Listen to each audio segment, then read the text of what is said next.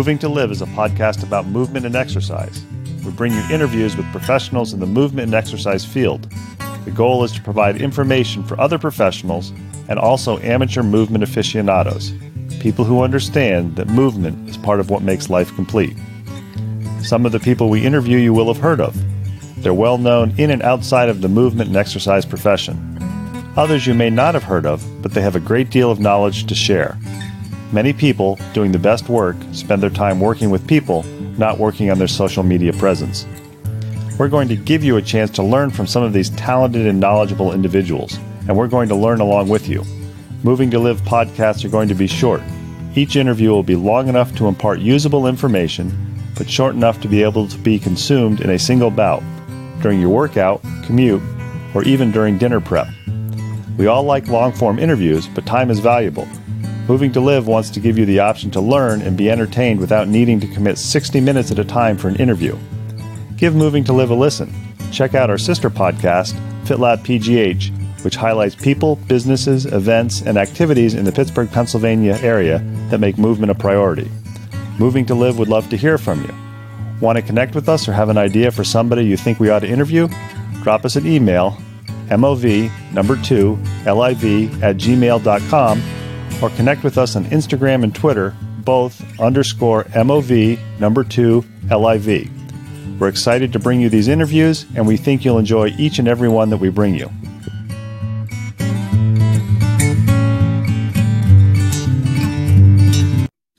Moving to Live and our sister podcast, FitLab PGH, firmly believe that movement should be treated as a lifestyle and not an activity. I think today's guest, Brett Jones, really exemplifies that, a lifetime mover, and somebody that I found without even realizing he was right under my nose here in Pittsburgh. A big shout out and thank you to Eric Malzone for the introduction. And today's interview is a dual interview that I did with the intention of airing it both on Moving to Live and our sister podcast, FitLab PGH, because Brett is a Pittsburgher living in Pittsburgh, and he also travels, coaches, and teaches nationally and internationally. I think you'll enjoy his story and learn more about what he does with strength and conditioning and the importance of moving well and building strength. FitLab PGH and Moving to Live are back with another podcast episode. This is the first time that it is a planned episode that's going to air on both FitLab PGH and Moving to Live. This is because our guest today is a person who is in Pittsburgh, and I'm wondering how many movement people in Pittsburgh actually knows he is in Pittsburgh. But he also teaches literally internationally, and if you ask anybody who's in the know on kettlebell training and who's involved with the functional movement screen going way, way back before YouTube and Instagram were big things, his name is Brett Jones. Brett, thanks for taking time to talk to both FitLab Pittsburgh and Moving to Live. Ben, it's great to have the opportunity to be on the podcast, and we were chatting a little bit earlier. Like I don't have a good footing in the fitness world in Pittsburgh just because I travel and don't leave my house very often.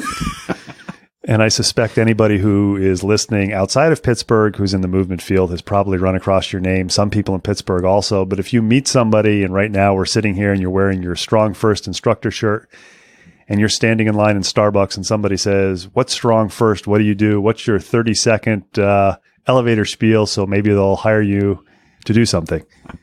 So I would say StrongFirst is a school of strength. We teach people how to build strength, pursue, promote strength, because strength has a greater purpose in our lives.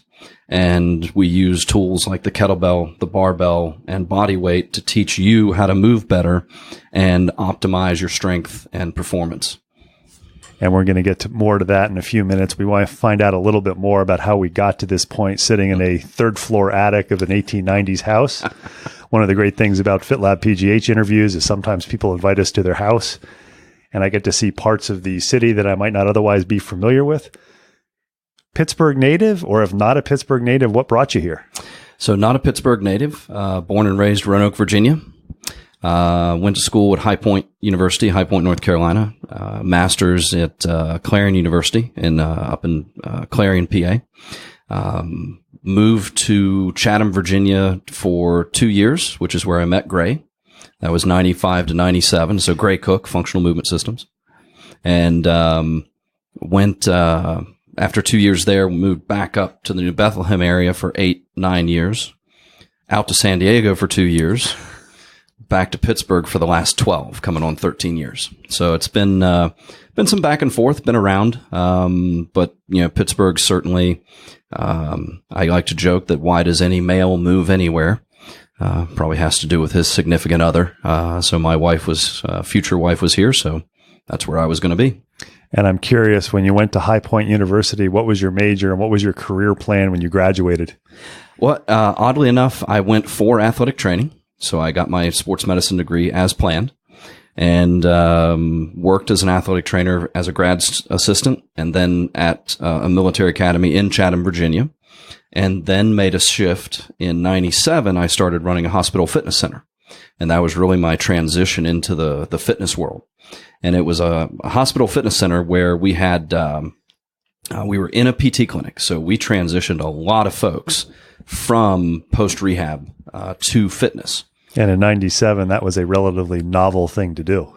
It was. We had the gentleman that owned the PT clinic was a pretty progressive thinker and was pretty ahead of the time. And the hospital was into it as well, just building community and things of that nature. So I worked with people who were coming off of rehab from strokes, from joint replacements, from other orthopedic issues, Parkinson's, neurological conditions, even had some amputees and people in wheelchairs. So as an athletic trainer, I felt like I could really do a good job in adjusting the exercises to fit those individuals.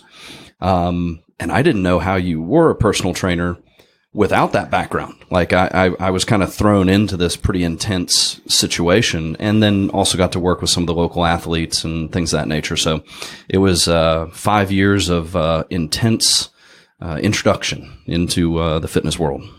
I know I've had the opportunity to have a couple of 2-day courses with Dr. Shirley Sarman, yes, who's a well-known physical therapist and not as well-known in the fitness or movement world. And I had her for a hip and back course a couple of years ago. I think I was the only non-physical therapist in the room. And I'm listening to her talk and I'm thinking anybody who's involved in movement should be taking this course because there's so much information, even if you're not treating patients. Correct. Yeah, she's definitely a great name in the industry and somebody to look at. She's got some really good stuff. I know her and Gray have had some conversations, and I'm familiar with her work. I'm curious, what was it that made you not pursue the traditional athletic training career, which is either I'm going to be an athletic trainer working 100 hours a week in a college setting for very little money, or I'm going to have maybe a little more control for a little bit more money working in a clinic, or maybe if you're fortunate enough, you get hired by a private high school. What was it that said, I'm not going to spend every Friday and Saturday covering athletic events and covering practices all day? Well, I think you just nailed it. The first job at that military academy in Chatham was very intense. It was a lot of hours, and just kind of honestly just burned me out. And so knowing that I wanted a little more life than continually being on an athletic field or in a training room, and knowing that paperwork was the other part of the clinical realm, which I'm not a fan of. The transition into the fitness world was really interesting for me because I could certainly apply a lot of my orthopedic evaluation rehabilitation skills towards people that were coming in because very few of us are garage-kept single owners that were only driven to church. The rest of us have accumulated some mileage, and we come in wanting to get fit, but we've got an achy and owie, a pre-existing thing. Yeah, I injured this. It still bothers me sort of thing. And I think most people would resonate with the idea that, a lot of us have started fitness routines only to stop because something ends up aching. We get a knee that hurts, a shoulder that hurts, whatever the case may be. So just being able to apply that was really, really good. And then my early contacts with both Pavel and Gray Cook led to this progression into traveling and teaching and DVDs and all this other stuff that occurred over the years. And I know we've got some people listening in Pittsburgh who are not movement people. If you could just briefly describe who is Pavel and who is Gray Cook. I know we'll cover them both more in a few minutes, and I'm familiar with them, and many of the movement people are, but somebody in Pittsburgh who just likes to go to the gym may not know who those names are, and they should. Well, if you're using a kettlebell today, you can thank Pavel, because in the late 1990s, early 2000s, he started kettlebell training, the revival. Kettlebells had been in the country previously, and a little bit in the 50s, which was kind of this golden age of health and fitness, more bodybuilding, the beach muscle sort of thing. But it had been here previously. So in the modern era, if you're using a kettlebell in the States, you can probably thank Pavel for that. He brought it back. I was at his second ever workshop certification in February of 2002. And then was invited to start teaching with him in April of 2003. So I've been teaching with him for 16 years. I've been swinging a kettlebell for 18 plus. And, really, he's been an incredible mentor, opened up a lot of opportunities for me. So, came out of Russia, former military, was actually personal training and doing stuff in the Minneapolis, St. Paul area. And then somebody discovered him and got him on some products and books, and it just blew up from there. Gray Cook is a physical therapist and innovator of the functional movement systems, which includes both the functional movement screen and the SFMA, or selective functional movement assessment, for clinicians and the healthcare providers. And that is something that when I worked with Gray from 95 to 97, that was kind of in gestation. They were working on it behind the scenes. And then I went to the first FMS workshop ever, which was in 99. So I was very fortunate to be an early adopter within both of those things, and to be just in the right place, right time, and to take that opportunity, and then to be given opportunity by those individuals. I'm curious how you made the decision to explore kettlebells, because when you're describing the time that you went into the fitness field, that was kind of the golden age of machines and circuit training. It was a little bit after Nautilus, but you still had the machines, and the idea that for most fitness facilities, if it wasn't the quote unquote meathead gym where you paid $20 a month and there was maybe a water fountain in the corner, but most fitness facilities was a stream of machines, or a row of machines, couple rows, maybe some dumbbells, and rarely, if ever, would you see an Olympic platform, or would you see a squat rack. So was your facility different from that, or how did you figure out or explore kettlebells? So I was right around, and I'm trying to remember the exact time frame. It was 99 or 2000. I went to one of the first Perform Better, Learn by Doing seminars. And Juan Carlos Santana and Diane Vivas were up on stage. And Juan Carlos said something, and up to this point, I'm a hit Jedi. I am a one set to failure, machine-based guy. And I've been, and use the term guy, but I've been that guy. I've been the functional training guy, the body weight guy, the powerlifting guy, the kettlebell guy. If you can pick a pigeonhole, I stuck myself in that pigeonhole. I like to say you've drank the Kool-Aid from multiple sources. Yes. Got the t-shirt, cut the sleeves off, mow grass in it. So, as you accumulate your knowledge and you dive down different rabbit holes, a natural thing to do is to really, and I dive in when I get interested in something. I really try to take a little bit deeper dive than just the cursory look. So, I'm at this workshop, and I'm a hit Jedi, one set to failure, machine based. And Juan Carlos says, muscles are dumb. They only do what the neurological system tells them to do. And I'm sitting there in the crowd going, yeah, but oh, he's right. And so there was kind of this shift in my mindset. And a friend of mine had recommended one of Pavel's first books, which was Power to the People, which was an ultra minimalist strength routine using the deadlift and a barbell side press. And I bought in. And then the marketing machine kicked in, and I kept hearing about kettlebells. Kettlebells, the next book, The Russian Kettlebell Challenge. And so I got the book, true story, which will sound weird to somebody who's been taking the deep dive and working with Pavel for the last 16 years, is I got this book, I read it, and I put it in the drawer. Because I looked at it, and I'm like, I can do all that stuff with a dumbbell. And I put it in the drawer. back of my mind, it's still working on me. So I pull it back out, and he had some things in the back. And so I hooked up a 50-pound dumbbell and decided to try some snatches. I knew how to do a dumbbell snatch, so I just decided to try a couple of the routines that he had for kettlebell snatches with a 50-pound dumbbell. When the EMS revived me, I decided, and that's a joke, by the way, for everybody listening, that is a 100% joke. But it was eye-opening to use these routines. And I thought, you know what? I need to go get some training in this. And so I had missed my opportunity to be at the first workshop in October of 01, but I did get my first kettlebell late in 01. And I'm curious, at that time, there wasn't really Amazon and Google.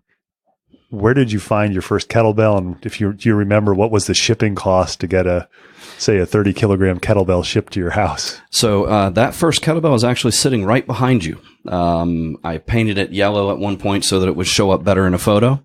And so that is a ever how many year old kettlebell that still looks pretty much brand new, because they're simply hunks of iron that certainly I could gift these to family members. That it was from Dragon Door, which was the company that was Pavel's publisher and who he was working with at that time. And then it was a gift. So I don't know what the shipping cost was, but it was significant. So, and I recently got a 48 kilo bell from Perform Better, and I knew it was coming, and I saw the UPS truck drive up, and so I went out to help the driver. And what I heard as I approached the truck was "Gugum, gugum," because he wasn't even picking it up. He was literally just rolling it on the floor of the truck to get it to the edge. And I'm like, you mind if I take that? So it's definitely, we have many stories in the kettlebell community of the shipping experiences and drivers dropping stuff off going, what is wrong with you people? Like, what the heck are you ordering? I'll let you in on a little secret if you're looking for more kettlebells, although I probably shouldn't. I haunt Craigslist, and I got my most recent ones by meeting a gentleman in the parking lot of the Busy Bee to exchange for 2 kettlebells. So you can sometimes save on the shipping cost. 100%. I think you hit the nail on the head, the fact that they will last forever. I'm sure mine are not as old as yours. I leave some sitting out on my patio that I've actually sprayed with plasticized paint other than the handle so that they're out basically for the last 3 or 4 years. Yeah, they're really amazing. I mean, if you break a kettlebell, you've done something special. And mine have populated the upstairs office here to a good degree. But yeah, they're forever tools. And I've been doing primarily kettlebell training for the last 18 years. And I'm curious, we'll take a little bit of a step back here. We're talking with Brett Jones, StrongFirst, involved in kettlebell training, Gray Cook, and functional movement training. I'm curious about what's kept you in the field so long and doing trainings that require you to actually do something rather than stand up there and flash through, probably when you started overhead projector and now into PowerPoint, because we were chatting a little bit before recording, and the life of the person who's making a living as a fitness person / personal trainer is relatively short, because you have to hump it, because you're basically getting paid per client, or you can only work X number of hours a week if you're in a facility where you're a manager. Clearly, you've transitioned from that community hospital-based fitness where you're doing a lot of traveling, which gives you more opportunities. What is it that's allowed you to stay active and be able to still demonstrate the various kettlebell activities almost 20 years after you started? Well, it's I will say that the techniques, the principles, the things that we teach are that good. It is we fully believe in health and the mission of what you're doing to educate people to move and move well. And if we break down like the logo for FMS, move well, move often, if you drill down on that a little bit, it means move well enough to be able to adapt in a positive fashion to what you're doing. And if you start exercising and you get, an achy, an owie, a hurt, and you have to stop, you're not moving well enough to be able to adapt in a positive fashion. Now, that could be a programming issue. There's many different things that we could drill down on there. But we both systems fully believe, and I may be the first person to come up with this, and probably not, because we're all thieves of information. But the only place fitness comes before health is in the dictionary. And that's why we want to move and be fit. We want to be healthy. And so, not that I haven't had my challenges over those 18 years. I've accumulated 7 or 8 surgeries. I had a pulmonary embolism. I've had a melanoma.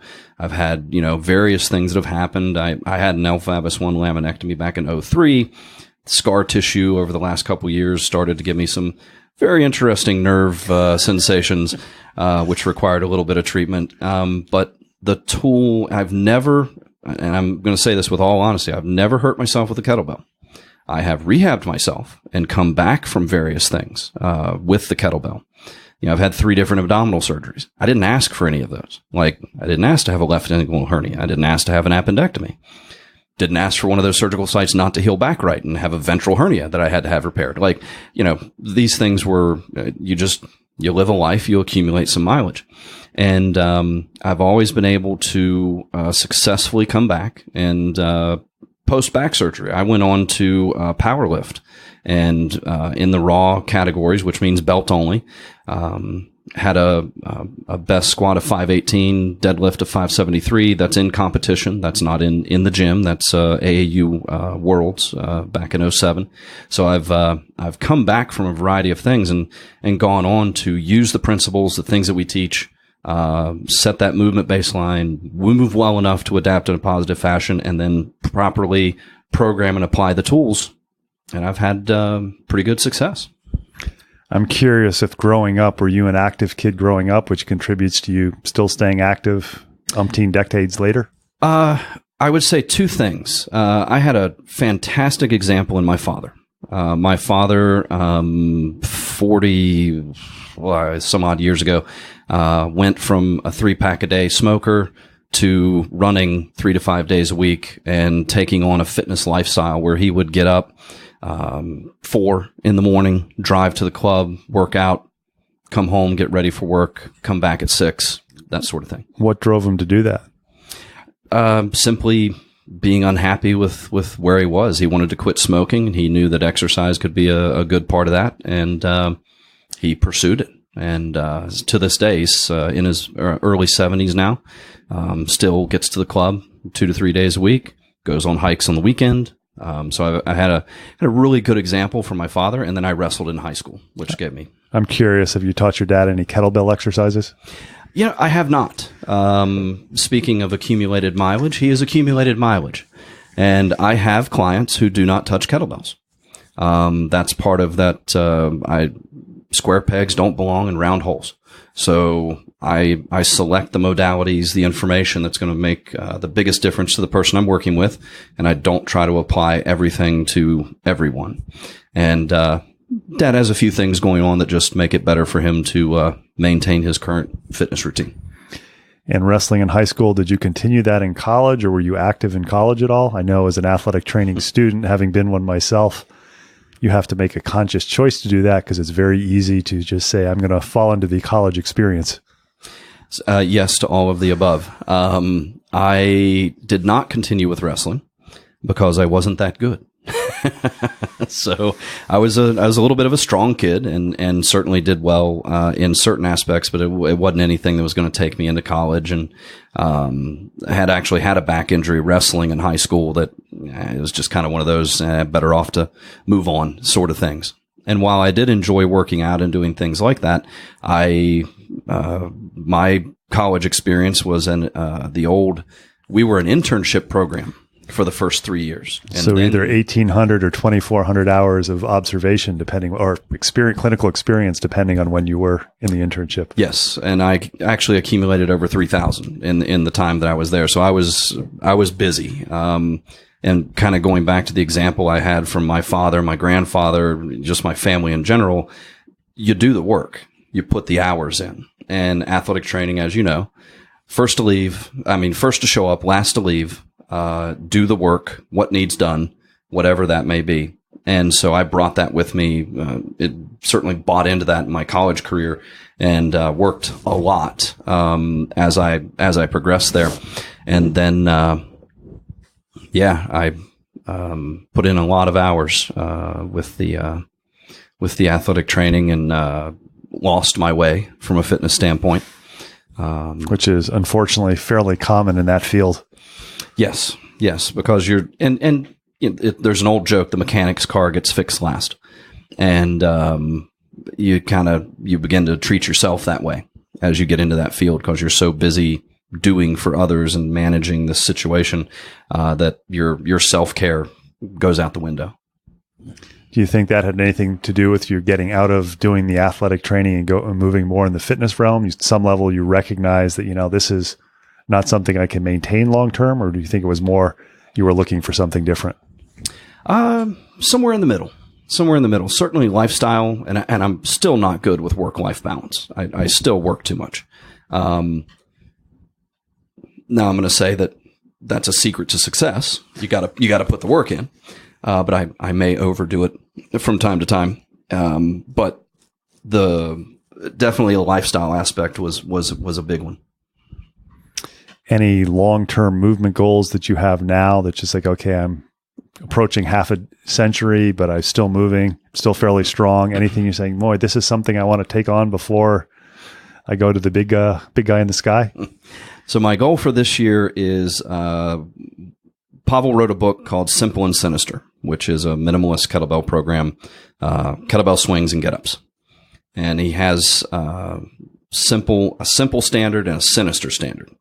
And the simple standard is a 32 kilo one-arm swing, 10 sets of 10 in 5 minutes, so 10 reps every 30 seconds for 5 minutes, followed by 1 minute rest, and then one get-up every minute for 10 minutes.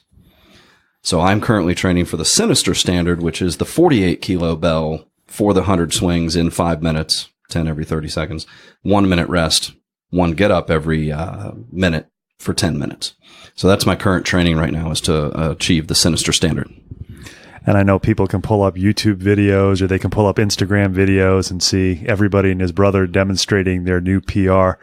For somebody who's listening to this, who's not really familiar with the movement and fitness field, how long is this training going to take before you say, okay, I think I'm going to try to take on the sinister? So it's interesting in that I actually started training for sinister last year. And I look forward in my year, and I coordinate some of my training based on what I'm going to be teaching. Like, I will teach a StrongFirst Level 2 workshop in May. And part of that is some double kettlebell drills and bent pressing, and there's our Level 2 skills. So those will become part of my training in the weeks leading up to that event, so that my demonstrations are on point and I'm just ready to teach. So last year I took our barbell certification, StrongFirst Lifter, SFL certification, and ran a program for 8 to 12 weeks getting ready for that certification. So I don't, we were talking earlier about the book Legacy. And there's a chapter, first chapter in Legacy is called Sweep the Shed. And it's about the New Zealand All Blacks, and one of the most successful sport franchises around the globe, over the years. And after a game, you have some of the most highly paid, talented rugby professionals in the world. They go to the locker room, they talk about the game. What went well? What do we need to work on? Who's coming up next? They do their post game. And then these team captains break out brooms and dustpans and vacuums, and they clean the locker room, leaving it better than they found it. Because no job is a small job, and no job is beneath anyone. And so I fully believe in that. So when I went to take our own barbell certification, I'm director of education. I certainly could have just checked that box and said, good to go. But I went. I participated. I was a student. I prepared and met the standards. And then later in the year, I took our bodyweight certification and prepared and met the standards and treated myself as a student at that event.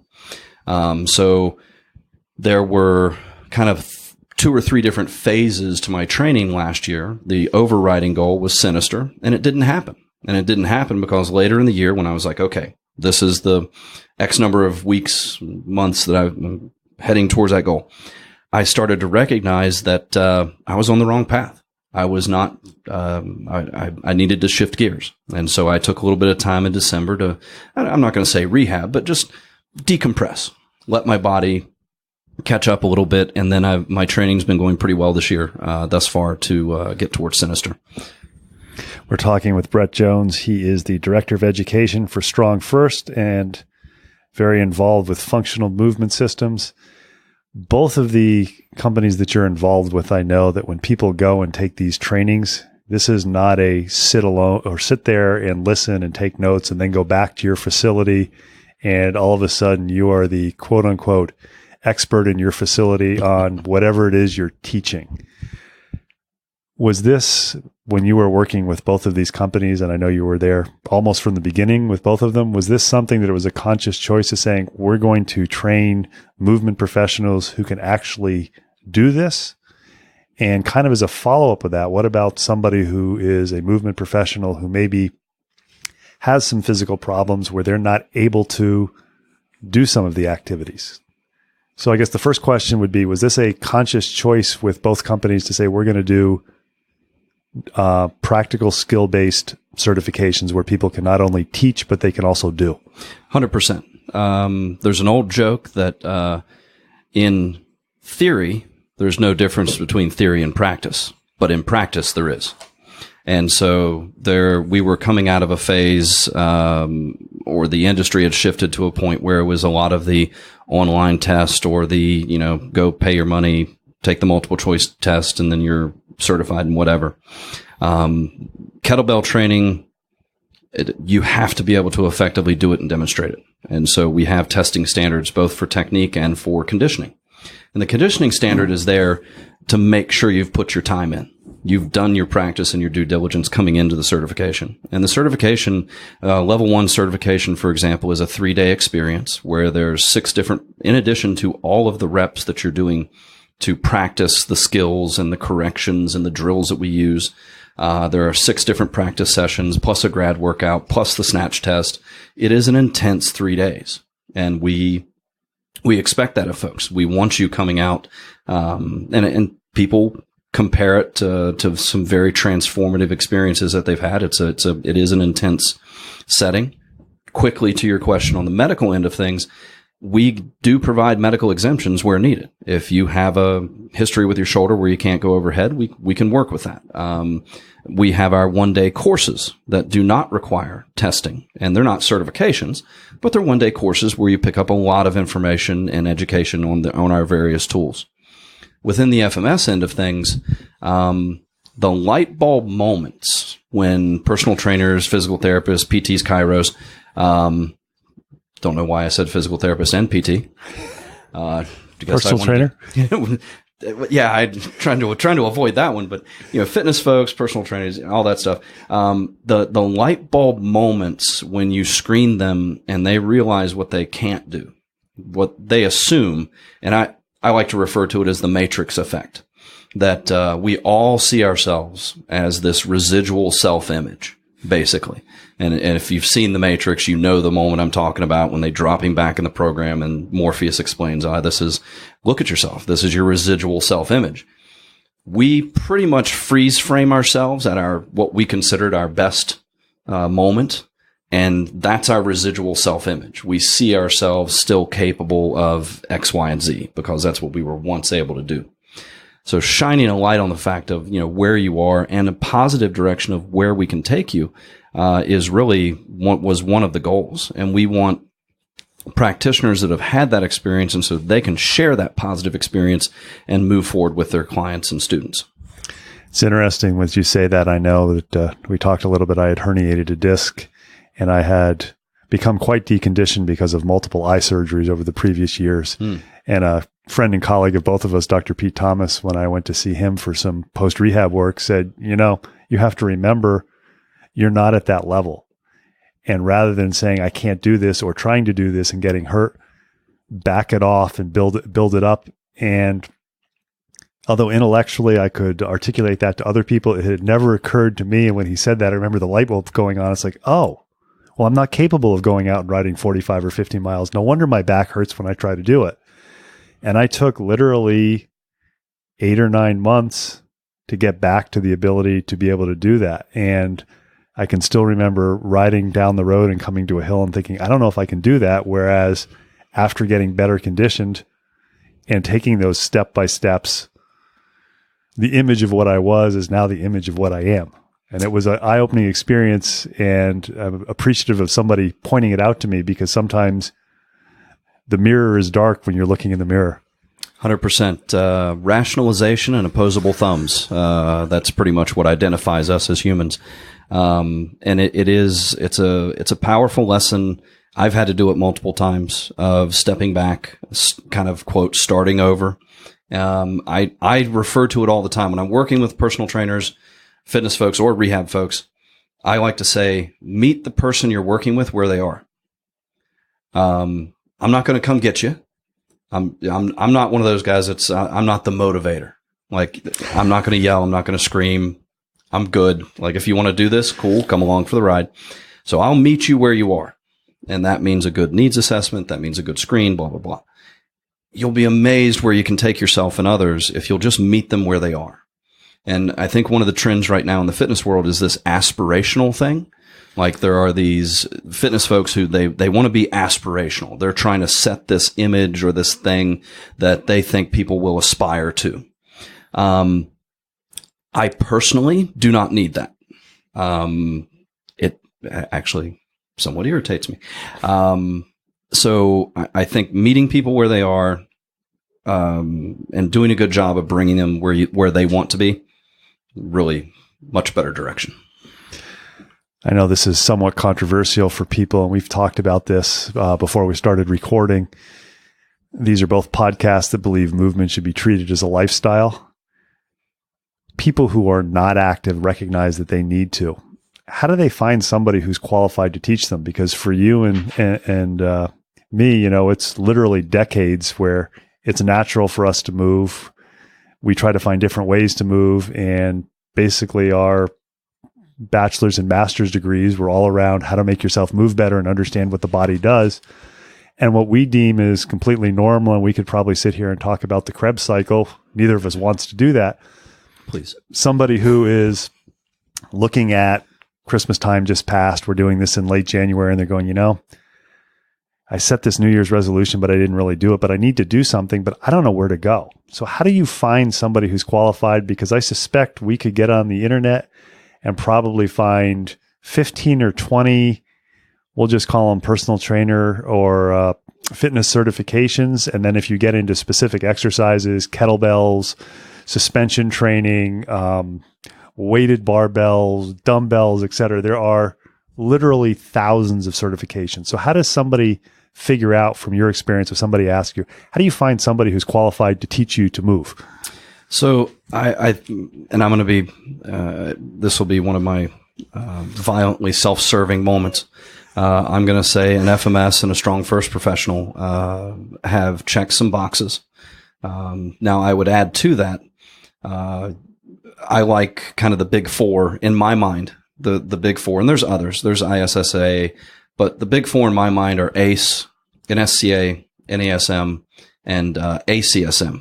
And those are, if you guys aren't familiar, that's American Council on Exercise, National Strength Conditioning Association, National Academy of Sports Medicine, American College of Sports Medicine. ISSA is International Sports Science Association. And there's a few others that are on that kind of top tier. You can look for an NCCA accredited certification. So that combination, is at least an indicator that somebody is not treating this as a hobby. Somebody is treating this as a vocation, and they are serious about being a professional and doing their continuing education. So that's a starting point. And I think I want to interrupt just a little bit. I interviewed Brian Sutton, who works for NASM, and he actually said the same thing. If you're looking for a starting point, those 4 big certifications, one of those 4. And then I want to hit on something that you mentioned, because I've said this before, and I always have to add an explanation. The fitness or the movement field is a vocation. That's not a bad thing. If you can kind of explain how you came up with that terminology and what you mean by it. I suspect you and I are thinking the same way on it. Well, and you mentioned this earlier, and this is something that I've said on so many occasions. When you take on the responsibility of training someone, their life is in your hands. You can do the wrong thing. Sudden death during exercise is a real thing. Somebody falling and needing a little bit of first aid is a real thing. And so when you treat this as a hobby, I like to work out, so I'm going to get paid to work out sort of a mindset, and you don't take this on as a profession, and you don't begin to understand the seriousness of what we're doing. Medications. Do you know medications and contraindications? Do you understand when they come back with a note from their doctor that says he has a spondylolisthesis? Do you have you checked the box and done your due diligence and really treating this as a serious profession? It is a serious thing to me. And while we might look at group exercise in a slightly different fashion because it's a little bit different setting, and there's some responsibility placed on the facility to make sure they're doing their due diligence on the front end to catch those people that should probably get a medical evaluation or something before they start.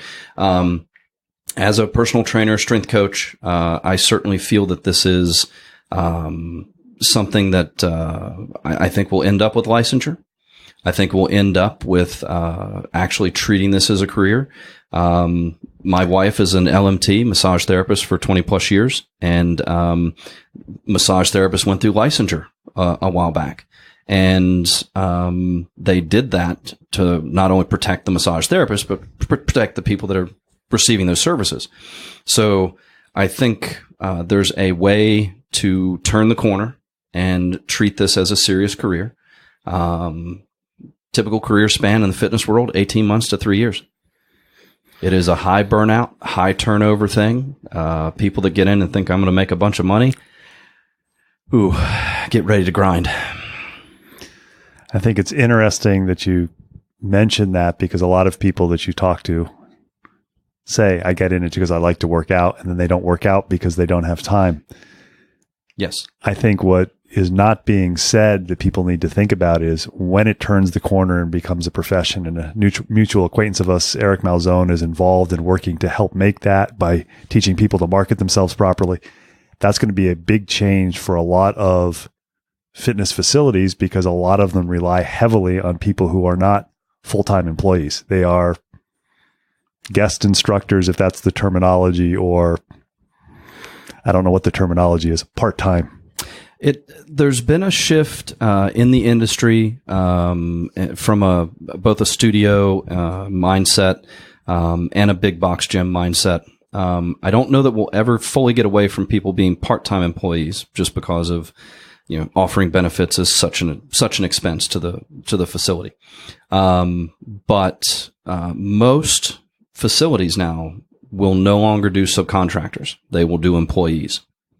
And there's the reasoning behind that is just greater control and a variety of tax and business reasons. But it is slowly turning that corner to where, as the facilities are required to have employees, not just subcontractors, that's part of that changing of the industry to become more serious and treat it more as a career. We're talking with Brett Jones. He is involved with the Functional Movement Systems and Director of Education for StrongFirst. Going to kind of pick your brain a little bit, because I know there's a lot of information out there. So people who maybe are movement aficionados, or people who are listening to this from the FitLab PGH line and are not movement and exercise professionals, you've mentioned personal trainers, you've mentioned strength coaches. In your mind and with your experience, what's the difference? Because I know one of the trends that you see if you start looking on social media, don't believe everything you see on social media, is it's not just the gentleman or the lady who's working with major college football as a strength coach who's calling themselves coach or is advertising themselves as a strength coach. It's the person who's teaching the weekend boot camp class, where sometimes the programming is good, sometimes it isn't. We don't need to talk about that, but people are listening. What's the difference between a strength coach and a personal trainer? Or are they one and the same, or what's your definition? I think if you, there's a NSCA, CSCS, CSCC, which is a college strength coach certification. There are a couple of certifications out there that are supposed to be or are intended towards those individuals that are working within a sporting setting. So if I am a strength coach, the picture in my mind that comes up is the person that's working with, that is the strength coach for a ladies basketball team at a university. That's a person that is responsible for a high school, college style program.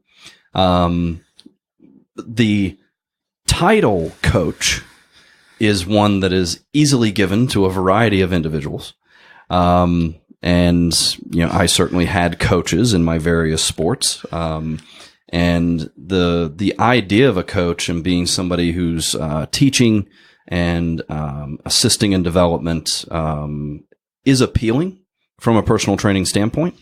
But I think we're better off drawing those clear lines, because the person that's good with 50 youth athletes in the room and managing a really good program for those youth athletes might not do such a great job with Executive Jane, who has shoulder pain. There's really different things going on there. Both can learn from one another and both can enhance the field. But in my mind, if you call yourself a coach, I expect you to be working with some sort of team in some sort of high school, college, or club situation. If you call yourself a personal trainer, I expect you to be working with people. I'd actually add a little bit on that. If you're a coach, if you're working one-on-one with endurance athletes who maybe don't have a team. 100%. And that's, there are some really unique situations within running and triathletes and things of that situation that do escape the norm of the strength conditioning field. 100%. I want to switch gears a little bit again and talk a little bit about StrongFirst and First Functional Movements Systems. You mentioned you were kind of there and you met Gray Cook at the beginning. How did that come up? Well, first of all, what are functional movement systems for people who have never heard of this? Who are they for? So functional movement systems has two branches. We have a functional movement screen, which is like an entrance test. And I don't want to say test because there's no pass fail. It's an entrance evaluation for the person that's coming in to exercise.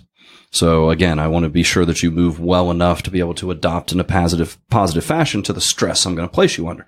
We cause adaptation by imposing stress. And then there's a selective functional movement assessment, which is a SFMA, which is an evaluation or assessment diagnostic technique, really for athletic trainers, healthcare providers, athletic trainers, PTs, docs, so that they can use a movement-based approach in assessing an injury situation. And are there specific requirements, certifications, licensures for somebody to come and take either one of those classes? We'll have a link to what they are in the show notes. So for the SFMA to get certified, you need to be a healthcare provider. You need to be a PT, a doctor, a chiro, an AT. Would a licensed massage therapist count as that, since they also have licensure typically through a state medical board? At this time, I don't believe so. I could be wrong on that. They make changes every now and then that they don't send it down the chain. But I don't think we've opened that up to the massage therapist. We do allow a variety of professionals to, audit the course. You can go see, because the principles are good. The concept of regional dependence, interdependence, and things like that are good for all professionals to know. For the FMS end of things, that is open to everyone. I've had physical education coaches, sport coaches. I've had PTs, chiros, doctors, athletic trainers, and fitness professionals in the room. So those are kind of the requirements there. But the concept, if you have pain, you go down the SFMA rabbit hole. If you have pain, you're not an FMS client, because there's pain on board, and pain alters how you move. And we need to address that before we really start trying to build your fitness. And in simple terms, for people who are not really familiar, the FMS is a series of specific tests to identify, for lack of a better term, parts of the body that either don't move well or don't move correctly based on a set of criteria. Correct. So it's 7 different movement patterns. We're going to take you through and They're very simple. And like I said, there's no pass fail. We do rate and rank. So you can score a 3, 2, and a 1 or a 0. 0 means you had pain. You are back down that SFMA rabbit hole and you need to get that pain addressed. 3 means you did what I asked. 2 means you did it, but there was a little compensation. And 1 means you couldn't do it. We're really only concerned about the 1s and the 0s. Like, we're just trying to make sure, and it's not a high bar, actually. It's basic, fundamental movement, and we want to make sure that you move well enough to adapt in a positive fashion to the stress you're placed under. I'm curious, you've been teaching this for almost 20 years. Mm-hmm. What percentage of people who come in to take the FMS would you estimate are able to score a 3 or higher on all 7 of the tests? I've never seen a 21. So the best you can score is a 21. I've never seen one. Gray has only seen a handful. So, and 3 is not the goal. As long as you're 2s with no asymmetries, and 5 of the tests give us a right and a left score. So you can have a 2-1 score on some of the tests, some of the screens. So, that's, I've very rare that somebody walks in and now are people come in and get 3s on some of the tests? Absolutely. But somebody that comes in and dunks a 21 on the first go round, I've never seen it. You ever seen anybody score on the test who comes for the certification a 0 across the board, all 7 tests? Actually, no, if they were a 0, they'd be farmed out because they would have pain, they would go to the more significant one. Anybody ever get a 7? Oh, yes. Yes. I had a client, a student at one point, who was post-rehab and walked in the door and scored a 7. 1s on everything. And which is great. We got a nice level playing field. And I gave him 5 things to do. And the way we teach within FMS and the things we do, we make sure if I give you a drill, I know it made a difference in the thing I was trying to change. I don't give you 5 things and hope something happens. I look for change right now. So I had found the 5 things that this individual needed. He went away for 2 weeks and did his work, and I would observe him from time to time, and he was just a great student, great client. 2 weeks later, he was a 14. And so that is the kind of change that we actually look for within the FMS. We're just identifying things that need to be a little bit better. And we have strategies and techniques to make those things better. And so that's the way we address things. If you get a 0, I want to know why you got pain. Pain's not normal. You might expect it, but that doesn't mean it's normal. Like those are 2 completely different conversations. And so we want to be sure that pain has a reason, a name, and name. That's a whole other deep, dark rabbit hole, because people love to own their situations and own their pain. But yeah, we want to make sure that we get medical clearance, make sure we're not dealing with anything weird. And you've been a clinician in the healthcare field for long enough. You know that you've heard the nightmare stories where somebody ignored something for X number of years, and by the time they get it checked, it's something really serious that they should have gotten checked years ago. So, we want to make sure we got a nice, clear playing field, and then we can move forward. And I know we joked towards the beginning of the interview about you having drank the Kool-Aid in multiple places. I think it's important to say with what the functional movement screen has done is it's not the Kool-Aid. I've actually heard Gray Cook say, look, this is what we do. This is why we do it. If you want to learn it, great. If you don't want to learn it, great also. So it's not one of those things that says, man, if you're not doing the FMS, you're an idiot. Here's a tool that you can possibly add to your toolbox that might help you make clients move better. 100%. And the question for fitness professionals is, how are you going to get started with somebody? Like, this is just a starting point. Let's just check the baseline. Let's make sure there's not any pain before I throw you under load. Let's make sure you can access these movement patterns that we're going to use in our exercises anyway. And let's just keep an eye on the baseline. Be sure that a good exercise routine should help you move well. And that's actually kind of one of the things, like, we've reached a point, when you look at the old systems, and I'm going back to even the Greeks and some very old, most of what we do for training either comes from a military or, quote, gymnastic style of training. and gymnastic style of training, not meaning competitive gymnastics, but they were termed gymnastic style of training by the Swedish system, P.H. Ling, who developed massage. Swedish, if you've ever had a Swedish massage, you can thank P.H. Ling. And he was a member or taught this Swedish gymnastics program, and it actually became physical therapy. That was more of a rehabilitative arm of this gymnastic style of training. Whereas if you look at the Germans and the Turnverein system, you have more of a physical training system that was meant to build soldiers, because traditional training systems were based on martial, restorative, and pedagogical. And martial was either training a soldier or training your ability to respond appropriately to aggression. Restorative were techniques meant to bring you back to healthy. And pedagogical was the body of knowledge that supported that system. Fitness is our martial art. We've turned fitness into a goal in and of itself. The pommel horse in gymnastics was actually a tool initially to help soldiers learn to fight on horseback. It had nothing to do with competitive gymnastics and some of the tricks and very impressive, amazing things that they do now. So kind of a long-winded response, but I get started on those and I get a little passionate about it because there is this deep history to what we do. I think it's fascinating. Everybody borrows from somebody else, whether they like it or not. Whenever somebody says I invented something, I will pull up a book from 1569, De Arte Gymnastica by Mercury Alice. And in there is dumbbell training, medicine ball training, single leg training, body weight, all of the things. And this was published in 1569. And you can go back to the Greeks and they were probably all doing it back then. I know one of the hot things in movement and fitness now are Indian clubs and maces. Mm-hmm. And I remember when I first decided I was going to try a little Indian club 4 or 5 years ago and pulled some very good YouTube videos up. I think a couple of them were of you, and happened to mention to my dad, who's in his 80s. He goes, "Oh yeah, I remember soldiers doing that in World War I and shortly before Korea." 100%. Excuse me, World War II. I don't want to age him too much. That they were part of the Army physical training manual until the late 80s. They actually, so they have been in there for a significant period of time. Clubs are something that have a 5,000 plus year history.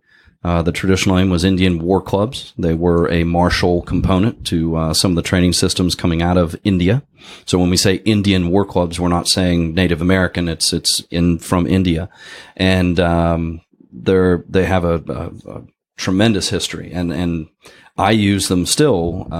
I do enough heavy stuff, like especially right now training for Sinister, and this is some of the training I'm doing. I need light, restorative, fast, fun, kind of a moving meditation. As somebody who spends a lot of time on the computer, I know there's nothing like going in the backyard and spending 10 or 15 minutes swinging a light 1 pound set of Indian clubs. All of a sudden that hunched over computer system goes away. I've actually got a client that I work with who bought his own pair. He does a fair amount of traveling. And if he drives to a job site or something, if he's away from where people don't see him, he'll swing the Indian clubs there or in his hotel room to avoid that forward head flexed position that we all like to get into. Awesome. And they are, obviously, TSA does not like them. You're not going to be able to carry them on. You could check them, but you're not going to be able to carry them on. But they are, that's been a really nice tool. And I'm curious with the FMS system, how did you get involved? I mean, you were in the right place at the right time to meet Gray Cook, but how did you basically stick your head in the rabbit hole and say, hey, this is pretty cool. Can I come along for the ride and help with this? So I had left Chatham in 97 and really lost touch with Gray. 2003 or 4, I put out a video, Kettlebell Basics for Strength Coaches, Personal Trainers. Gray got that video and said, that can't be the fanny pack wearing athletic trainer from Hargrave. So, and that's all athletic trainers just spit coffee out because that's we're definitely known for that. So we got back in touch. He had gotten interested in kettlebell training, what Pavel was doing. I certainly had kind of continued that movement-based approach and brought some of that to the techniques and things we were doing within StrongFirst. And And we got together and led to the development of FMS Level 2, the Secrets of DVD series, and really progressing the corrective exercise curriculum within functional movement. And then also curious about your involvement and how you got involved with StrongFirst. You mentioned you went to the second ever kettlebell training class by Pavel in the U.S. Yes. And then clearly you did something that made him say, hey, this is somebody that probably has something going on that could be beneficial for other people. How did that go about? So I was there in February of 2002, and then in March of 2003, I decided to go to the Arnold Fitness Classic. And this is back in the RKC days and working with Dragon Door, and they had a booth at the Arnold Fitness Classic. So my ex and I went to the convention center. It took 45 minutes to get through the door to the booth, and they were like 3 doors down. It's so packed. If you've ever been, it's just a madhouse. While we were there, I hopped right in to helping answer questions and coach people. And, we had this at the time, it was a 40-kilo military press challenge. And if you could press it, you got an ebook. It was one of those things you do at trade shows. And, so I took over and started doing these things, and Pavel invited me to become an instructor at dinner that night, and then have just progressed from there. And you've done a great job of describing what the FMS is about and the certifications and the classes. What about StrongFirst? What do they offer? I mean, obviously kettlebell training, but from what you've said, it's a little bit more than that. Somebody's listening to this and they're like, man, I'm not so much interested in the FMS, although I think you've made a good case for why anybody involved with movement should at least have a good basic knowledge of that, or something similar to that, some way to kind of as a calibration for your athletes or for your clients. Yes. What about StrongFirst? So StrongFirst offers both courses, which are one-day experiences for you, the individual, to get your form tuned up and learn our principles and techniques in the barbell, body weight, and kettlebell training. And by barbell, are we talking bench press or everything? For the one-day course, we do the military press, a squat, and deadlift. And I'm not going to say anything. For the body weight section, we give progressions towards one-arm push-up, single leg squat, pull-ups, things of that nature. Within the kettlebell course, we look at the swing, the get-up, military press, and goblet squat. So foundational movements. And then the certifications are intensive experiences that are meant to turn out instructors. So the goal of the weekend is to not only get the individual's form up to StrongFirst standards, make sure they understand our techniques and our principles, but to be sure they can then coach that. So the weekend is intensive on working within their teams to coach each other, to spot the right thing that needs to be changed, selecting the right tool to make that change, and really building instructors that can then take those techniques home and use them effectively with their students. StrongFirst, we don't say we have clients, we have students. Very similar to like a martial arts school. We do refer to ourselves as a school of strength. We have a code of conduct. We hold ourselves to a little bit higher standards, because we believe the mission of StrongFirst is to pursue, promote, and practice strength, because we believe strength has a greater purpose. And you can see that in a variety of ways. That could be somebody rehabbing from an injury, somebody dealing with a major illness. That could be an athlete accomplishing something. We believe strength is an overriding principle and master quality. If you look at Metviev's quote, that strength is the master quality upon which all other physical qualities are built.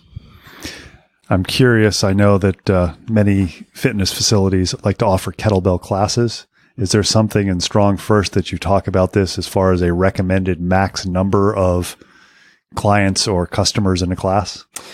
That is a very moving target. I was part of one of the first kettlebell studios in the nation in San Diego called Iron Core back in 2004, 2000 to 2006.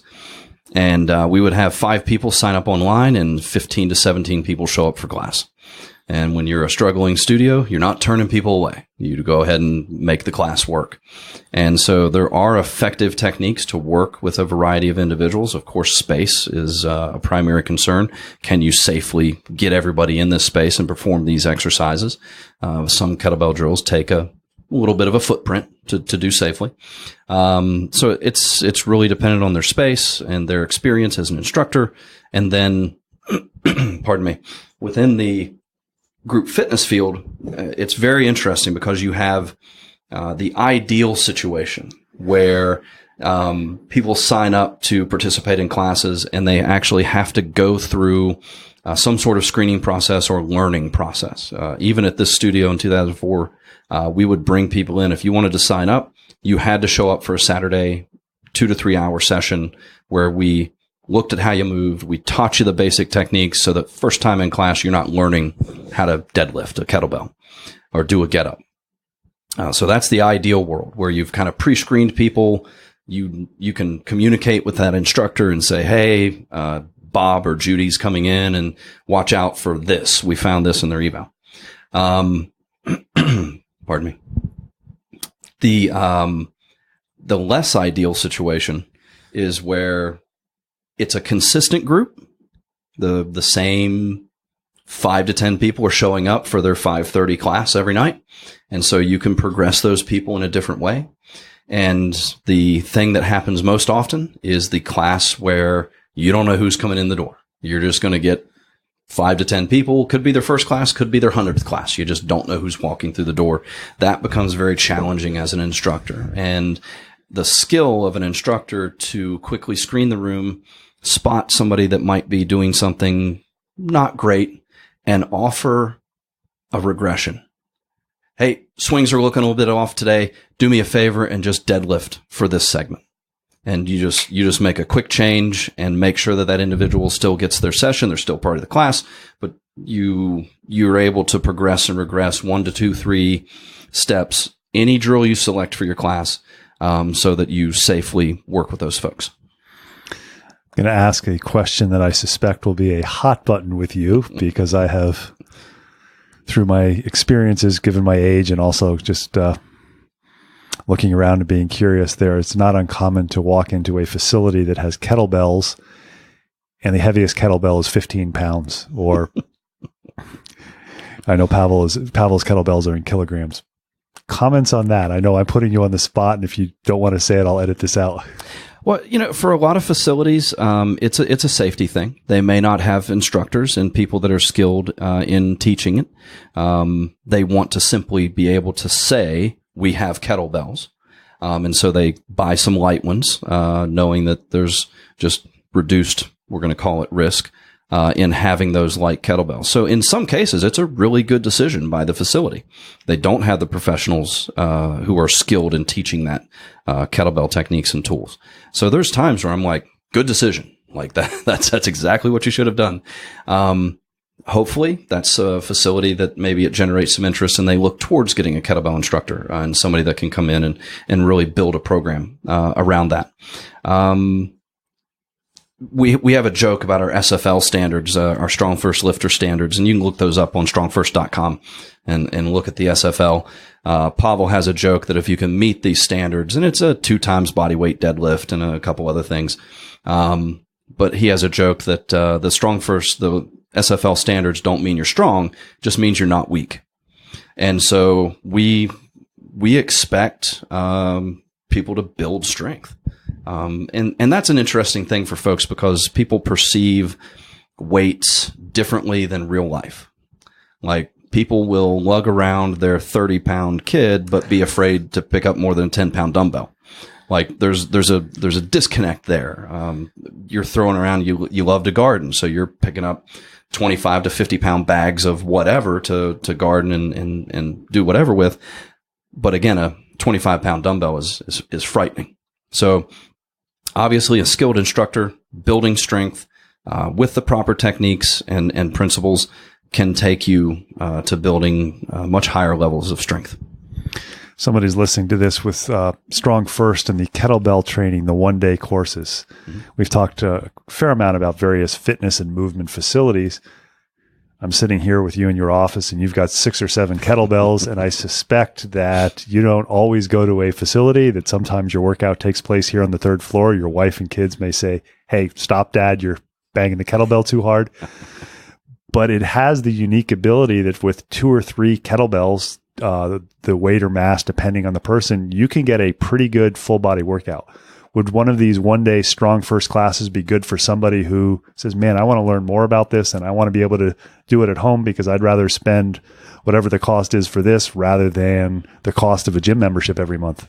100%. And what I'm about to say is not sad, but I have trained on my own primarily for the last 16 to 18 years. Part of that is my travel schedule and back and forth, and just the fact that I could have 1 or 2 kettlebells at home and get these really accomplish great results. Even when I was powerlifting, like a lot of people didn't. I just was training at odd times. I've always had a schedule where I could train not at the typical times and do my own thing. I fully believe that kettlebell training can be a standalone tool. Now, just like anything else, I'm usually happy with pizza, but adding a salad is also good, right? So, it's not that I want to eat pizza forever, but I enjoy pizza. I can do that pretty regularly, but it's better. Life is better with a salad and some other stuff involved. So kettlebell training is the same way. I think it forms a tremendous foundation for a fitness practice. And then having 12 to 24 weeks out of a year where you specialize more in barbell can be a tremendous way to build strength. Having a 12-week period where you specialize more in body weight, great way to hit a different angle on your strength. Maybe you have a hike, a vacation coming up, the Machu Picchu or whatever, where you're going to be doing some hiking and climbing. You want to be able to get out and do that. So my kettlebell practice supports my life. I like to hike, so I stay fit so that I can go hike. I stay fit so that I can go teach. So I fully believe that, I've always looked at it as kind of the apartment dweller's solution, that, you can have a couple of bells and a little bit of space and really get amazing things done.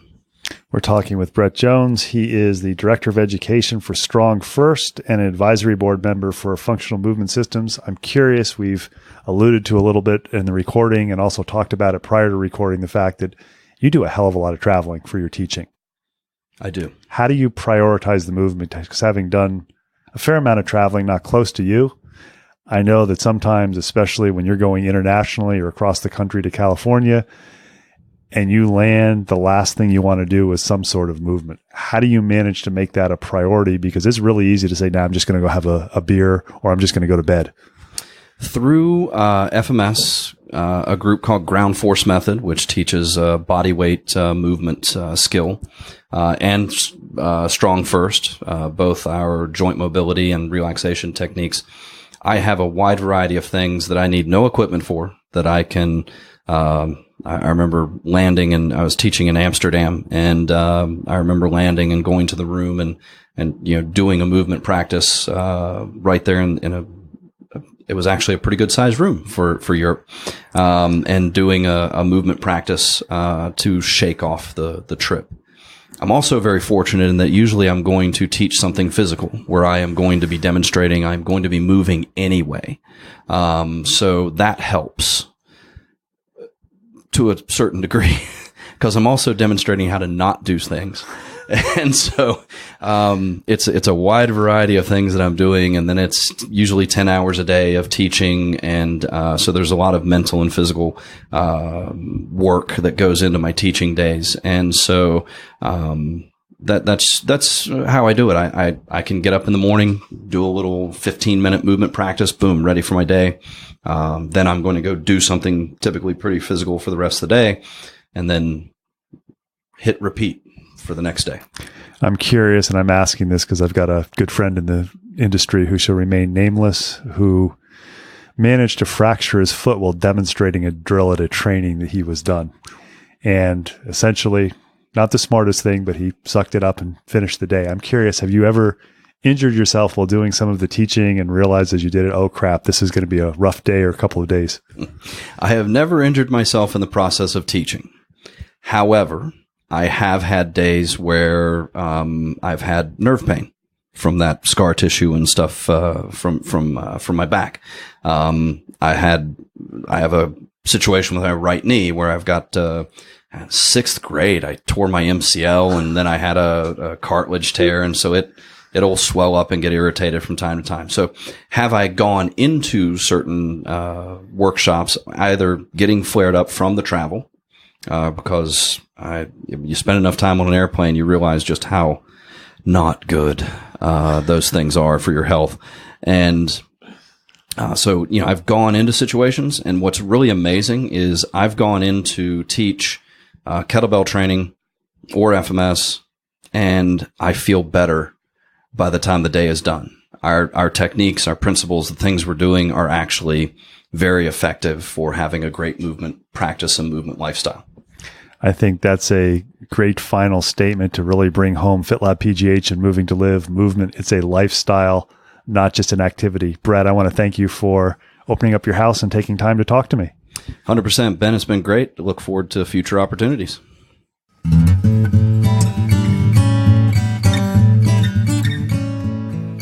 Moving to Live is a podcast about movement and exercise.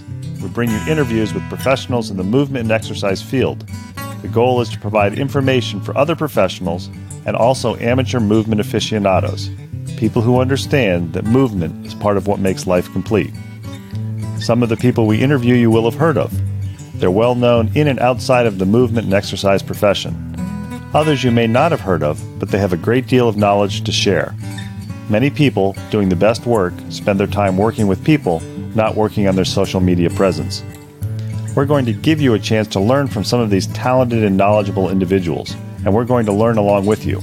Moving to Live podcasts are going to be short. Each interview will be long enough to impart usable information, but short enough to be able to be consumed in a single bout, during your workout, commute, or even during dinner prep. We all like long-form interviews, but time is valuable. Moving to Live wants to give you the option to learn and be entertained without needing to commit 60 minutes at a time for an interview. Give Moving to Live a listen. Check out our sister podcast, FitLab PGH, which highlights people, businesses, events, and activities in the Pittsburgh, Pennsylvania area that make movement a priority. Moving to Live would love to hear from you.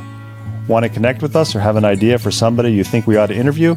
Drop us an email, mov2liv@gmail.com, or connect with us on Instagram and Twitter, both _mov2liv. We're excited to bring you these interviews, and we think you'll enjoy each and every one that we bring you.